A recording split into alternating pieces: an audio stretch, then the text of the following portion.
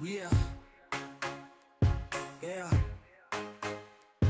We just chillin' and vibing. Good conversations with good people. Oh,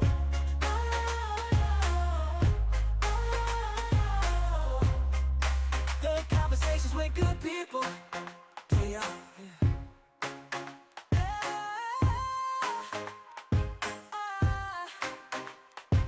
Yo, yo, yo, yo, yo, this your boy Larry, and I'm chilling and vibing with Mr. Football himself, Cam Pugh. What's going on, man? Big legs, big bro. How you doing? Hey, man, you know the vibes, man. We just chilling and vibing, man. That's right. That's right. That's right. So, Cam, man, hey, I appreciate you for coming on the podcast, man. Man, I appreciate you for having me, man. It's such a blessing to, be on so many different platforms as well as the one I'm on right now. You know what I'm saying? So being on here with you, this may be a grasp or a reach out to, somebody else just hearing my story. You know what I'm saying? And then you always bringing the good vibes and the good positive energy. So, whether it's for me or for you, somebody gonna get something out of this today. So, man, I appreciate you for having me. Oh, yeah. And Cam, that's why I start my podcast up, man. Everybody got a story, Yes, and sir. that story can motivate somebody, encourage them, or inspire them to want to be better. So, bring them on the podcast, chilling vibe, tell their story like you doing. And shit, it's a vibe, man. Yeah, for sure, for sure, for sure. So I appreciate it for real for having me on here. So, Cam, where you from? Man, I'm from a small town, Todd Town, Alabama. It's on the outskirts of Mobile, Alabama. So I live in a small town outside of a smaller city, you know what I'm saying? One of the places where everybody know everybody, population like 5,000 in my city. You know what I'm saying? Everybody know everybody and everybody my cousin, you know how that is. I'm from a small place. But I'm from a small place. I ended up going to college a lot of different places, but that's where I'm from. That's where I was raised at. That's where I was brought up. So that's all I know. You know what I mean? That's my roots. How did you get into football, man? Man, I got into football because of my godfather, man. My godfather, Gerald Merritt. He went to play football at Troy University, but he had a real bad neck injury. But he's the first person to buy me a football, gave me NFL football when I was like 3 years old. And he was my first football coach too. Probably my first football coach from probably like five to I turned maybe around 11. You know what I'm saying? So he the one who introduced me to the game. The sport is real big in my community. You know what I'm saying? We got a whole bunch of pretty much could have beens, but man, when they was what they was their deal. You see what I'm saying? So a lot of respect for a lot of the past athletes that's in my city for sure. Because had I not seen some of the guys that I seen play growing up, man, I probably not be in the situation I'm at. You know what I'm saying? A lot of the stuff that I do in the sport now still comes from what I saw growing up. I wear the number 5 because of a dude that I saw in my city. So it's much love to where I'm from. Growing up playing football, man, what's one moment you remember playing in the little league? My very first play of football. My very first play of football, man, we had so many kids. Man, we had so many kids. I'm from Jackson. So we the Aggies, man. We the Aggies. The name of the city is the name of the high school. You see what I'm saying? So we the Aggies. Our colors is purple and gold. So we had so many kids that we couldn't play other teams, you know what I'm saying? Because everybody wasn't gonna get a chance to play. So they ended up splitting a lot of the teams and they made one team gold, one team purple. Well, what ended up happening was we ended up playing the first game against ourselves, purple and gold game. And I was on the gold team, even though I went home with a purple jersey, which is so crazy. I went home with a purple jersey, number 43. The first play of the first game, they got me playing nose guard. And doing the quarterback hand the ball off to somebody, I done broke through the line and I done took the ball and I done ran it the other way. That was my very first play. That was my very first play of football. So it was so crazy. And my mama, she didn't even know who I was because I had a big old number 65 jersey on. You know what I'm saying? So when they say my name over the intercom, you know what I'm saying? She ain't know what was going on. But that's one play that I always think back on. Like that was my very first football play. My very first football play was a touchdown. That's always one that I resonate on for sure. That's what's up. It always be that one, man. You know, so you Hmm. remember forever. I still think So who I did still not thinking about it. so who did you look up to football wise growing up? Who was your favorite Man, player? man, I looked up to a lot of dudes in my city. I looked up to this dude named John Snap Rain. He went to the high school I went to, and then I looked up to this other dude named Pap Kimbrough. Man, these guys was amazing, man. Pap is the reason I went number 5, but as far as like professional wise, like T.O. was a big thing for me because he was from Alabama. Julio was right down the road. Julio from like 30, 45 minutes where I'm from. So I got to see him like be the number one receiver in the country, stuff like that. I remember him speaking to us right before we played a Pee Wee game one time. And then it's like I started falling in love with the game, man. Like I became a big, big Chris Carter and Jimmy Smith fan. I know them kind of like before my time, I ain't number 26. Them some guys that like I saw myself in, you know what I'm saying? As far as like the intangibles they had, their attitudes and stuff like that. So them some guys I really leaned on. Going from the little league to high school Hmm. to college to now you playing professional football, man. Like, Yeah, how was that transition, man? Like, you just kept advancing. yeah, man. I mean, when you say it like that, it sounds so easy, but it wasn't though. It wasn't. It wasn't easy to say the least. But I'm glad that it happened because I was able to mature a lot faster in a lot of ways. I took a lot of the lessons that I was able to get through them times from going from junior college to a 4-year college, or even in a situation like me where I had to go from a junior college to another junior college. You know what I'm saying? So, and it never was because of like the talent thing, because I always did my thing, but it was more so my priorities went in the order. So I think with me advancing the way I have, it kind of like is a big how you say a big metaphor to my whole story of like, man, I got my priorities in order. I mean, it took a little minute, but as I got older, stuff got better. So for me to have the chance to, come from where I come from to be where I am now, and then I can go back into my hood and be like, not act like I'm, holier than thou, but just to it's a little kid who probably getting look overlooked, and I understand exactly where he coming from, and I'm gonna talk to him and be like, man, I do this, you know what I'm saying? But it was a lot of hard work. It was lonely, ain't nobody give me nothing.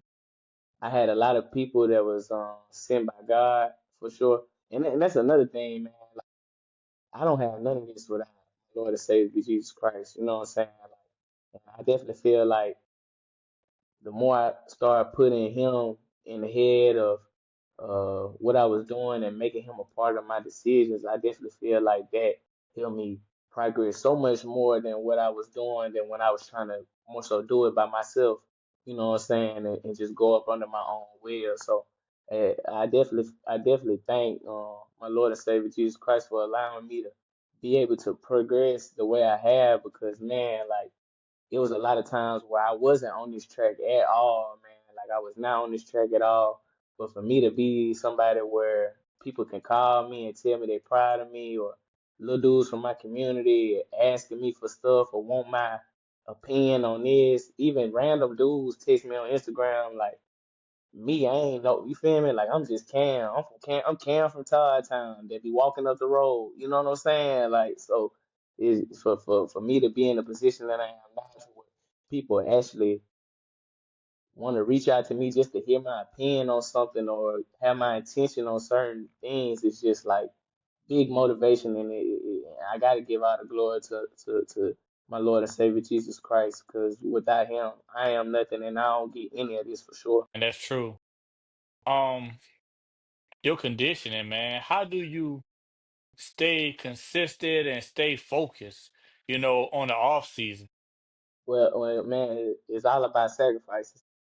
It is definitely that's the biggest thing. My diet has to be in order. You know what I'm saying? Even when I go home, I had to tell my grandma like, I'm from a country. Grandma want to cook grits and sausage egg in the morning, salmon patties and biscuits. You know what I'm saying? So I'm Hey, like, you gonna eat, boy? man, ma, I can't eat this. You know what I'm saying? I can't be eating all this, so I got to get a little portion. They thinking I don't like, but it's just, like I said, I got to keep my body in order. And then I'm going in these different climates too. Like I might leave somewhere where it's summer to go where it's winter. You understand? Or I may leave somewhere where it's winter and go where it's summer. You see what I'm saying? So I've been eating like a bear in this place that was cold, and then I'm going to this place where it's 93 every day. You know what I'm saying? It's definitely about a lot of sacrifice. Cause man, every time you say yeah to something, you saying no to something else. And every time you say no to something, you're saying yeah to something else. So it's just one of those things where I have to say yeah to, like you say, my conditioning, my physique, my stamina, my will to be able to want to make these plays. Because if I'm not in physically in shape, I'm only as good as I am the last play. That's how it is in football. So I definitely take that really serious, and I take my training really serious. That's something that I always have took pride in, me working hard, going to get it in, getting up in the morning, you know what I'm saying? Trying to make sure that I see everybody in the world move around. That's how I always looked at it. Getting up in the morning, you get to see everybody move. You see what I'm saying? Yeah, that's definitely a big part of why I feel like where I am now, because of the work I done put in to make my body be how it is right now. Cam, what was the first team that you got drafted to, and how was that feeling, man? The first team I got signed to was the Machilla dos Valles in Santa Cruz do Sul.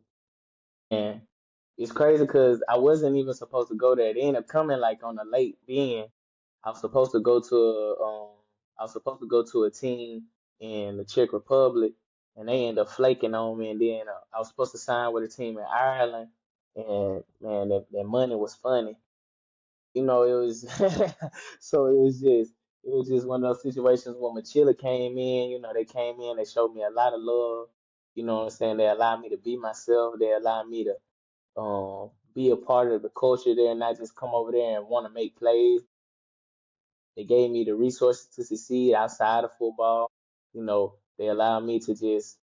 It was a very good place for me to have my first professional experience. You know what I'm saying? They were people of their words. You know what I'm saying? I wish my time there would have been much longer because while I was there, I only played 2 games because the season ended up getting suspended because they had a flood out there, man. So they had a flood out there, killed more people than Hurricane Katrina. So it was bad out there, and they ended up canceling the season. That's when I ended up going to the team when I was living in the Amazonas. I ended up signing with Manaus, but Machilla Dos Valles was the first team to give me an opportunity, and it was a good one to say the least. Good. It was great, honestly. What about playing over there in Brazil, man? I saw you was playing over there also. Yeah, so that's where I was at. That's where I was at when I was playing in Brazil. I was in Mochila dos Valles, but I feel like my real quote unquote Brazilian experience was when I went to Manaus and I got to live in the Amazons. And man, that's like when my eyes, I had to keep a stick in my hand to keep it in my head. You understand what I'm saying? That right, that right, that right. So it was a good experience. I had a lot of fun.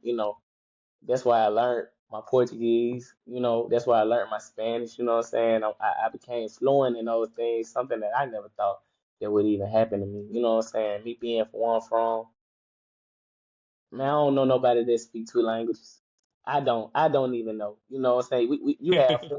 You have a foreign language in high school, and the teacher barely know what she talking about. You see what I'm saying? For real. It was a great experience, and I'm so glad that I went there. You know what I'm saying? I got to be around dudes from all different walks of life. You know what I'm saying? Meet people, families, and I felt like it made me feel so big. You see what I'm saying? It made me feel so big because now I felt like, man, I have people who are everywhere now. You know what I'm saying? I always felt like that in America because of college. Like, man, I got friends that live in every state because of college, because of playing football. But now it's like football has me having friends all over the world, and which is crazy, you know what I'm saying? So it could be somebody in Alabama, somebody in Texas, somebody in California, and somebody in Brazil having a conversation about me. You know what I'm saying? So it's just like that was a great experience. That was a great experience. Hey man, they had to get you out of Brazil, man. I heard them Brazilians, Man, listen, boy. they had I to might got drag me on the plane, dude. hey, I might have to get a ticket, man. We got to go back over there Listen, and I'm gonna be your tour guide. I got you. I know exactly, know exactly where we need to go. for real. So, what's the new team you on now, man? I saw you just got signed. So I just signed with the Budapest Titans in the HFL. Man, great organization, stand up people, men of their words. They're former champions. They just won the championship last year, so they're looking to do it again. And so for them to want to bring me in to be a part of something that they already have established here, man, I'm really grateful. You know what I'm saying? It's been a great experience so far, man. One of the most beautiful cities that I've seen in my life. You know what I'm saying? The pictures don't do it justice online to see this modern architect. You know what I'm saying? It's just like, man, it's sometimes when you overseas, when you riding on the road, sometimes you may forget that, like, man, I'm overseas. But man, when you go into the city over here, you realize, like, man, I am not at home. You know what I'm saying? So it's just such a blessing for my eyes to be able to see this. You know what I'm saying? I'm enjoying my time over here so much. This is such a good organization. We got some really great players. We got some great coaches who got a very organized and structural, system, and they want me to be a part of it. And we have other American imports here as well. We have two other American imports as well. So me and them guys, we're gonna put our heads together and we're gonna make sure that these dudes getting their money's worth out of us. That's what's up, man. I just gotta ask, man. Like, being overseas, man. I did a lot of traveling. A few years ago with my job, one of my previous jobs, and like being in a different country, man. And seeing how their culture is and how American culture is, it's different. It's different, man. And like I was in Amsterdam, Singapore, Canada, and just going those places, man. It was like yo, I'm one out of a million, and I'm Hmm. here. Like Hmm. how does that make you feel? You being over there, and saying you could have been back in Alabama, but Yeah, you the man. chosen one. It made me feel chosen. It made me feel special. You know what I'm saying? When I go somewhere and people look at me and they already know I'm not from here. You know what I'm saying? So it made me do things that it makes me take more pride in things that I was already taking pride in. How I dress, how I keep up with myself, the way I speak, you know what I'm saying? The way I interact with people, like stuff that I already care about, it allows me to do that even on a whole different other level, and it has some type of significance now.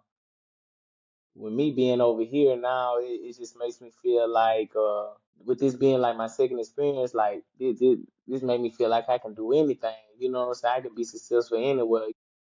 Like that, and that's one thing that I've been really thinking on, and I've been pondering on a lot. Like, right now, how I'm feeling with me being where I am, and just trying to always make sure I'm where my feet is. Man, I just feel like if I take God with me, I can be successful anywhere. That's really how I feel right now. In this little space I'm in. I mean, I'm in one of the best shapes of my life.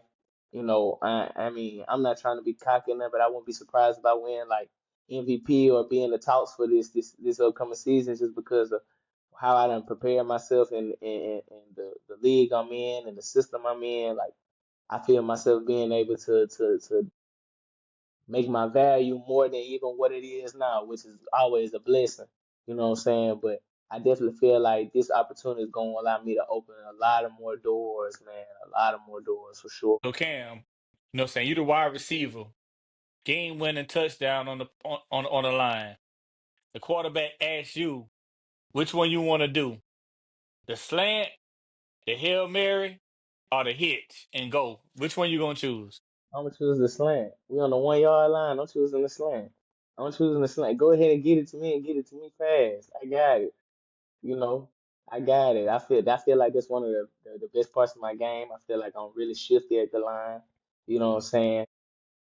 I got this type of body type to where, guys, when they scheme against me, they assume I'm doing this. But if you look at the film, it's like, man, it ain't nothing that I can't do. I can do 1 through 9, you know what I'm saying?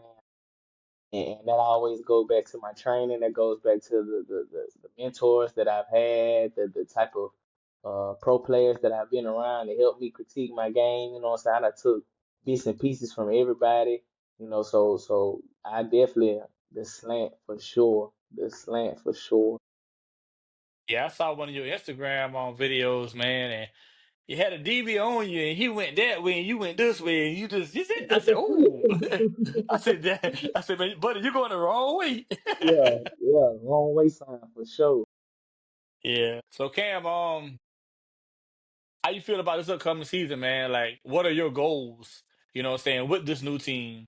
Like, what do you plan on like adding to them? Granted, they done won the championship last year, and y'all about to do the repeat. I'm putting in the air now. That's right. What do you plan on adding to the team, though? Just a sense of toughness and aggressiveness. You know what I'm saying? A bigger sense of confidence. You know, we shouldn't be going in the games to not to try to lose, but we should be going in the games with expecting to win.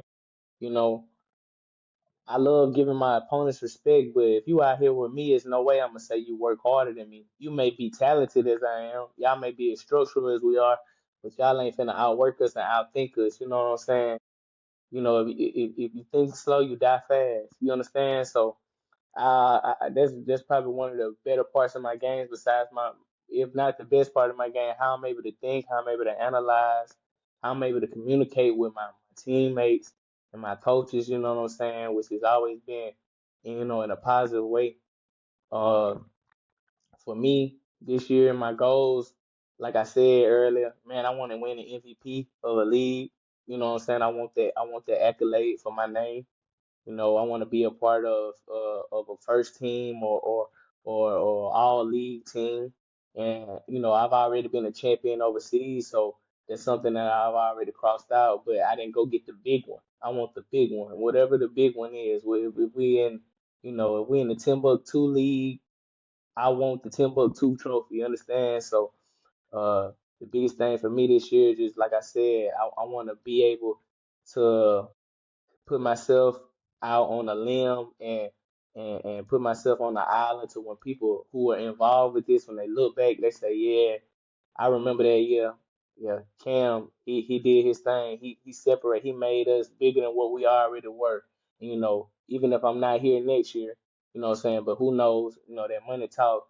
So, if I'm not here next year, I want them to be able to use the example of me for who they want next. You know what I'm saying? That's how I want to be for all the teams I'm on. I want to be in a positive aspect.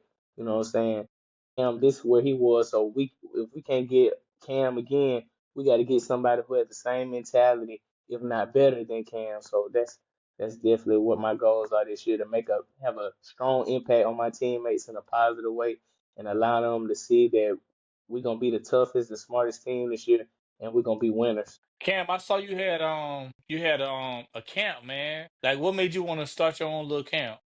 Man, I did the count because my big cousin BJ Stabler, he went to the University of Alabama. He was a part of Coach Saban's. He was one of Coach Saban's first teams there. And BJ, from where I'm from, he went to the University of Alabama, and he used to throw a count for us. He did 3 counts for us. I remember he stopped doing it because people ain't want to pay. But man, I just remember that count being like my life. Like, I'm talking about one day. This is one day. I'm waiting all year. I remember from the first time he did it to the last time he did it. Like, I, the people that I was able to meet, those people even helped me later on in my adult years. Rashad Johnson, Javier Arenas, Anton Caldwell. My aunt, she went to the University of Alabama as well, and she was in the band.